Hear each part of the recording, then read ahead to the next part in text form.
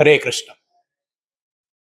ISKCON ರಾಯಪುರ್ನಲ್ಲಿ Radhakrishna ದೇವಸ್ಥಾನ 2012ರಿಂದ construction ನಡೀತಾ ಇದೆ. ಬರುವ ಆಗಸ್ಟ್ 10ನೇ ತಾರೀಕು ನಮ್ಮ ಇಸ್ಕಾನ್ ಶ್ರೀ ಶ್ರೀ ರಾಧಾ ಗೋವಿಂದ ದೇವ್ ಮಂದಿರ್ ಜನರಲ್ ಪಬ್ಲಿಕ್ಕಿಗೆ, ಸಾರ್ವಜನಿಕರಿಗೆ ಓಪನ್ ಆಗೋದಿದೆ.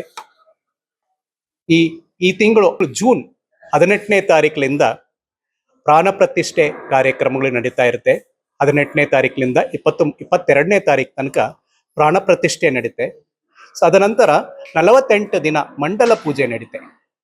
ಈ ಸಮಯದಲ್ಲಿ ಪ್ರಾಣ ಪ್ರತಿಷ್ಠೆ ಮತ್ತು ಮಂಡಲ ಪೂಜೆ ನಡೆಯುವ ಸಮಯದಲ್ಲಿ ಸಾರ್ವಜನಿಕರ ಅಲೋಡ್ ಇರಲ್ಲ. ಇದೆಲ್ಲ ಬಿಹೈಂಡ್ ದ ಕರ್ಟೈನ್ ನಡೀತೆ. ಸಾರ್ವಜನಿಕರು 10ನೇ ತಾರೀಕು ಆಗಸ್ಟ್ಲಿಂದ ಬಂದು ರಾಧಾ ಗೋವಿಂದ ದೇವ್ ದರ್ಶನ ಪಡೆಯಬಹುದು. ಅದು ತನಕ ನಮ್ಮ ಹಳೆ ದೇವಸ್ಥಾನ ಕೃಷ್ಣ ಬಲರಾಮರು ದರ್ಶನ ನೀಡ್ತಾರೆ ಎಲ್ರಿಗೂ.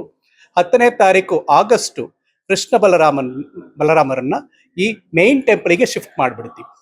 ನಮ್ಮ ಇಸ್ಕಾನ್ ಎಲ್ಲ ಲೀಡರ್ಸು ಬರ್ತಾರೆ.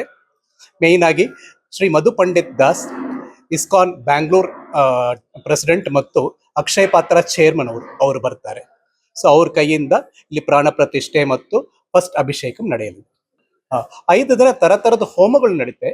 ಸೊ ಅದ ನಂತರ ಅಧಿವಾಸ ಅಂತ ಹೇಳ್ತಾರೆ. ಅಧಿವಾಸನ ಅಂದ್ರೆ ಮೂರ್ತಿಗಳನ್ನ ನೀರಲ್ಲಿ ಇಡೋದು, ನೆಕ್ಸ್ಟ್ ಬಂದು ಹಾಲಲ್ಲಿ ಇಡೋದು, ಪುಷ್ಪಗಳಲ್ಲಿ ಇಡೋದು, ಮುಚ್ಚಿಡೋದು, ಈ ತರ ತರತರದ ಫಲಗಳಲ್ಲಿ ಮುಚ್ಚಿಡೋದು, ಈ ತರ ಅಧಿವಾಸ ಅಂತ ಹೇಳ್ತಾರೆ. ಇದೆಲ್ಲ ಪ್ಯೂರಿಫಿಕೇಶನ್ಗೆ. ಕೃಷ್ಣ ಮತ್ತೆ ಎಲ್ಲ ಮೂರ್ತಿಗಳು, ಕೃಷ್ಣ ರಾಧಾ ಗೋವಿಂದ ದೇವ್, ರಾಧಾರಾಣಿ ಗೋವಿಂದ ದೇವ್, ಕೃಷ್ಣ, ಬಲರಾಮ, ನಿತ್ಯಾನಂದ ಪ್ರಭು, ಚೈತನ್ಯ ಮಹಾಪ್ರಭು, ಇದೆಲ್ಲ 6 ವಿಗ್ರಹಗಳಿರುತ್ತೆ. 6 ವಿಗ್ರಹಗಳು 4 ಫೂಟ್ ಎತ್ತರ ಇರುತ್ತೆ.